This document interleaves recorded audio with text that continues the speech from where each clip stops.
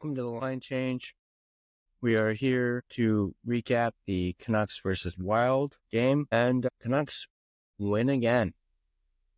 They are now 2 for 2 on this homestand.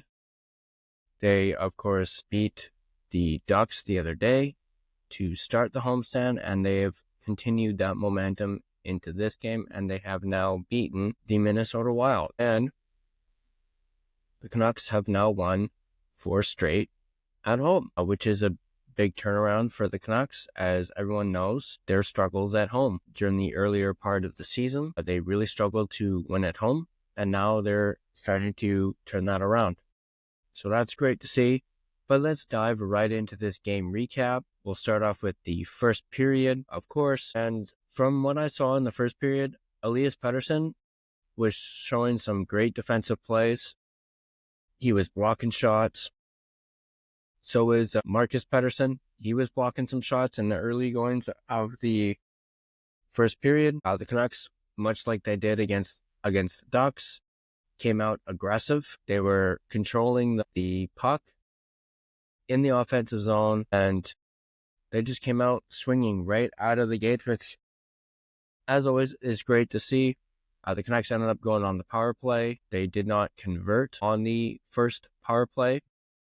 I believe they didn't even get a shot on their first power play. And then the Canucks went on the power play a few minutes later, and ding, ding, ding, EP40 scores on the power play in a classic Elias Pettersson one-timer. Grip it and rip it. It was a beautiful goal by Pettersson. His 12th of the season. I know that's ridiculous to say that this is, we're in March and this is only his 12th goal of the season. But we're not going to be negative about Petey in this game recap because there was a lot of good from Pettersson tonight, and we're not going to be a Debbie Downer on this. We got to give him his flowers. He finally scored, ending his goal drought. The last time he scored was way back in January, I believe. It was a game against Buffalo that he last scored. So he had gone 16 games without a goal. And beautiful feed from Brock Besser and Hronek, a little give and go. And then Hronek passes it to Pettersson, who, as I mentioned, grips it and rips it, finds the net, blasts it home, and Elias Pettersson has put the Canucks up 1-0 against the Minnesota Wild. Again, classic one-timer from Pettersson. Shortly after the goal, you could hear the "Let's Go Petey" chants inside Rogers Arena, which was great to hear, considering everything that Pettersson's been through so far this season. And this has really got to boost his confidence even more. He's shooting again. This is now back-to-back games where he's gotten multiple shots. I believe between the 2 games, he's had 6 shots in just the last 2 games, which is amazing to see. But let's just hope that Pettersson can keep this momentum going heading into the game on Sunday against Dallas. And hopefully this isn't just a 2-game stint. And maybe once he's done this for a few games now, then we can officially say EP40 is back, baby. So let's continue with the recap. There was a fight that went on. It was a little odd, Notice there's a big hit in the corner on Sherwood by Ryan Hartman. And then Sherwood, it looked like, went after Hartman. And it looked like they just simply ran into each other.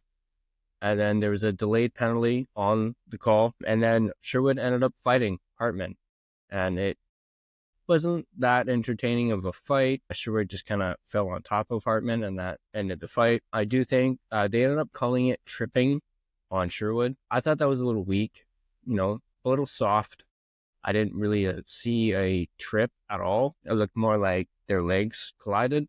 So I thought that was a soft call. Didn't need the extra penalty on the Canucks. And then that was closer towards, I believe, the tail end of the first period. Not a whole lot going on in the first period between both sides. The shots on goal in the period ended up being 10-6 in favor of Minnesota.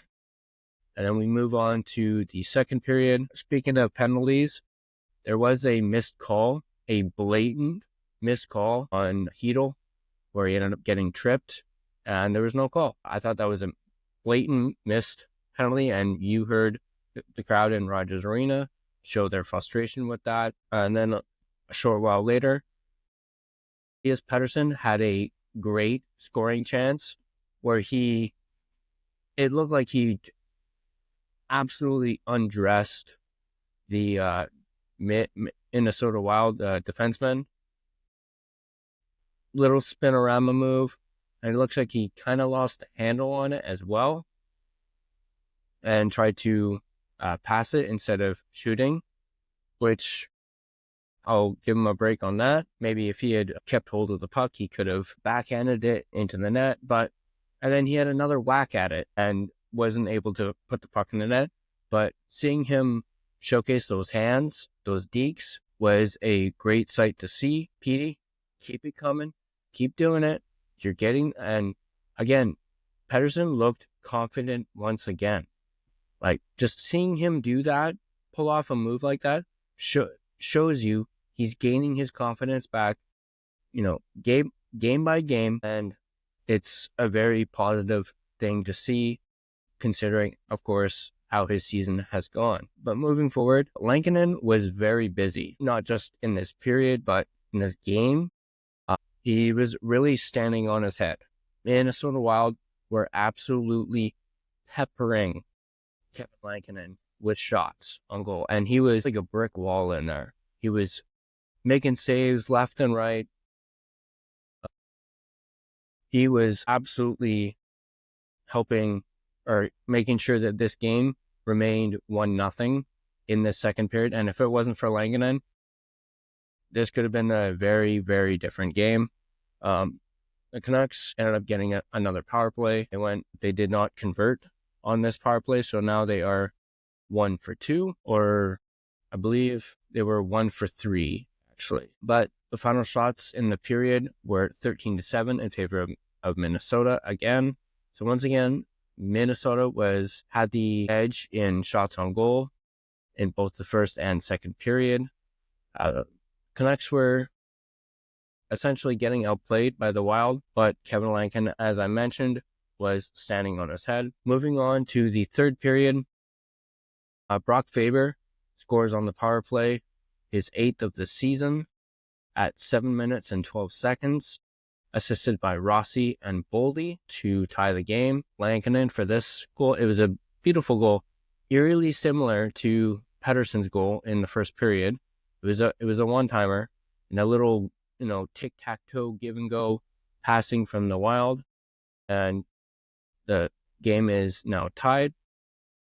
Moving forward, Sherwood scores his 14th of the season at 16 minutes and 15 seconds, assisted by Hronek after a beautiful pass from Hronek to Sherwood, and Sherwood is able to, the pass I believe goes off his skate, and Sherwood is able to set the puck down and then manage to get it glove side on Gustafsson. So it's now 2-1 Canucks, and as I mentioned in the second period, the Canucks were severely getting outplayed, especially in the third period. Minnesota was coming on strong. They had all the momentum, trying to tie the game up, but the Canucks' defense, as well as Lankinen, was coming up big. And then Blueger scores his 8th of the season at 19 minutes and 6 seconds into an empty net. Great hustle from Blueger on that goal. He didn't really have to do a whole lot. He managed to beat out, I believe it was Rossi, to the puck and just kind of moved the puck with his stick and directed it into the empty net. Blueger's goal assisted by Suter. And then it's now 3-1 Canucks. And then that is your final score. So the Canucks win their 4th straight at home. The shots on goal in the third period were 15-6 in favor of Minnesota. So again, Canucks severely got outshot in each period, which is not something that you want to see. But in the end, the Canucks still coming away with the victory. Final shots on goal were 38-20 in favor of Minnesota. So again, Kevin Lankinen got absolutely peppered, and he came up big for the Canucks, and he's a big reason why the Canucks won this game tonight and have won multiple games over the course of this season. Some post-game notes, as I mentioned, Canucks have now won 4 straight. Big turnaround from earlier this season. I would definitely say Canucks got a lucky win here tonight. Especially with them being outshot and outplayed. Definitely a lucky win, but hey, we'll take it. EP40 is back, as we mentioned a little bit earlier. I don't want to full on and say that he's back, but he's slowly getting back to form. And it's, as I mentioned earlier, it's just great to see tonight. Kevin Lankinen, a season high 38 saves, and his previous high was 32, 33, I believe. So again, big night for Lankinen. Speaking of big nights, Hronek with 4 points in his last 2 games. Back-to-back games now. He's gotten 2 assists.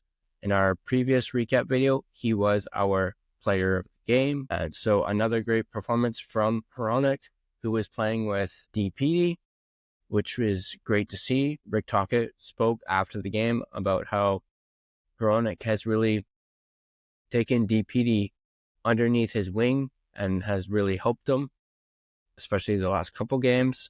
So it's great to see Hronek stepping up into a leadership role, especially, and just stepping up in general. With Quinn Hughes out of the lineup, he's been coming up really big, and he's been playing absolutely great. Speaking of Quinn Hughes, still no word on Quinn Hughes and when his return.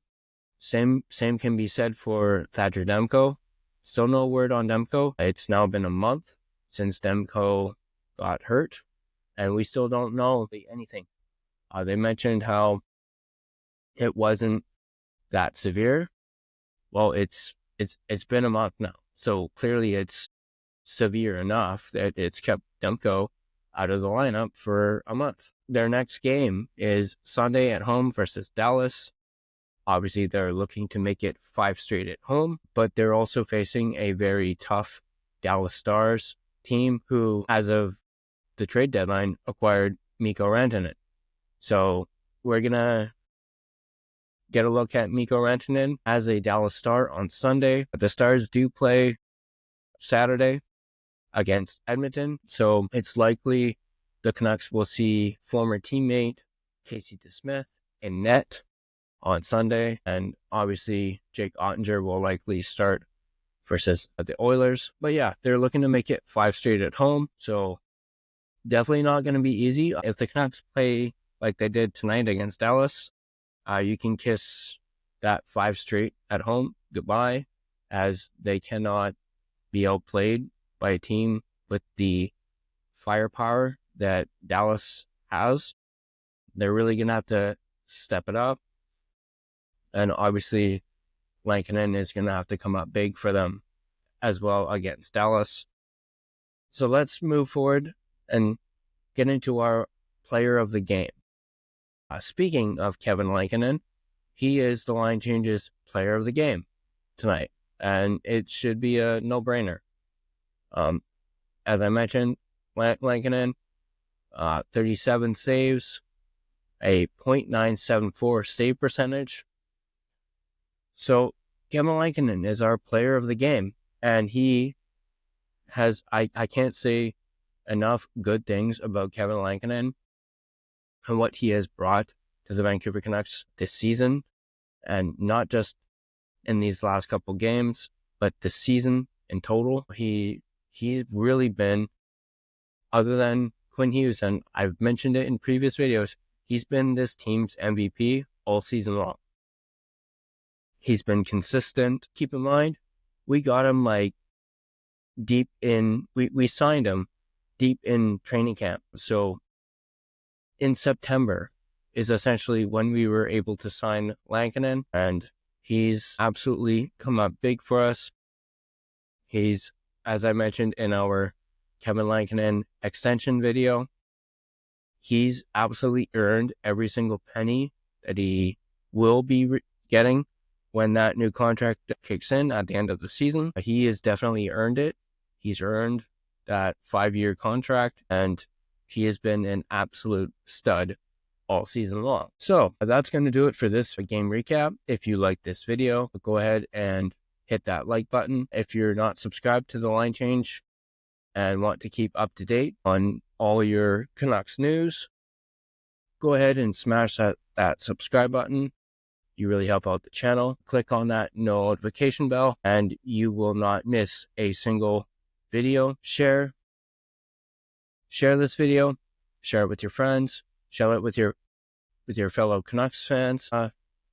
If you're watching and or listening to this on Spotify, go ahead and leave a comment.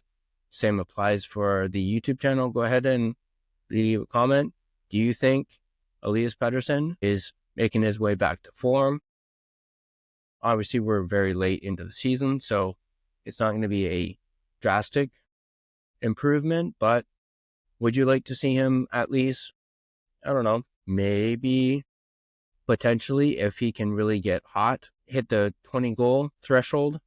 Yes, it's not all that big for him, but do you guys think there's a chance that he could at least hit 20? As I mentioned, he's at 12 now, and there's now 20 games left in the season. Let me know in the comment section down below if you think Petey can get to at least 20 goals to end the season. That's going to do it for this video. I'll see you guys in the next video.